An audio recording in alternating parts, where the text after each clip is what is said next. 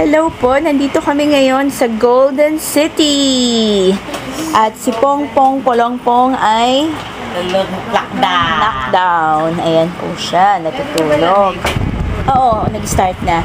Ito po si Ate Tay-Tay na tangkad-tangkad at ang sexy-sexy. Ayan po si Kelkel, dalaga na. Siyempre si Ate Sheng-Sheng. Alam mo, talino niya. Kanina binasahan ko sila ng libro ni Vincent. Sabi ko, what is this? Cat. Alam niya. Tapos sabi ko, where's the butterfly? Nila yung butterfly. Ang galing niya. Sabi ko, you're so good. Ang dali-talino nito si Sheng-Sheng eh. Anak, no? Kakanta ka mamaya. May butas pa.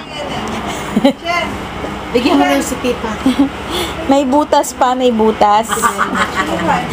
Tingnan mo, ang sexy naman niya, kasyang-kasya. Oh my gosh, you're so sexy. Hello. Papaan. Sabi niya kasi sa kanya to. Siyempre, nagmana sa nanay. Sexy, o, diba? O, ha? Hello. Oh. Ganon ako, hindi. Sexy. Kaya, o. Sexy. 152 pounds. Yeah. Pero yung litrato mo ko kamukha mo si Ay. Oo nga, sana nga, ay kulangot. Sana nga, ganyan po ako. Kaya lang nga. ano yan, inspirasyon. Ang hirap niya, isang malaking bundok po yan. Natatahakin. O, diba? Alam mo, nag-banding na kami kanina, Tay. Grabe. Oo. Gising lang yan. Si Teddy, dinidibigay si Vincent.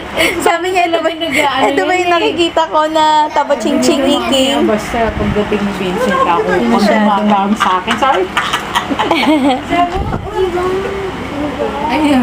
Saan yung laptop? Ito ba yung laptop? Pero kasi yung mga anak mo. Ito yung laptop, di ba, Tita Cecil? Oo. Ang dalawa mong anak na dalaga, Sel. Oh. Isang Elmerita, isang Maria Cecilia. Oo nga. Ikaw to, si Kelkel, at ito si Kuya Elmer. Ayan. Si Eman Mix. Ito ba lumiliwanag yan eventually? Pag, ay ano? Ganyan na yan. Yun eh. Kasi 3 for 100 lang yan. Sorry. Kasi sa ano, sa di ba doon na, no, madili muna tapos eventually Oo. lumiliwanag. Lumiliwanag. Oo. 3 for 100. Energy saver yan, Alam energy mo, saver. nakalimutan kong dinala yung album ko sa crew.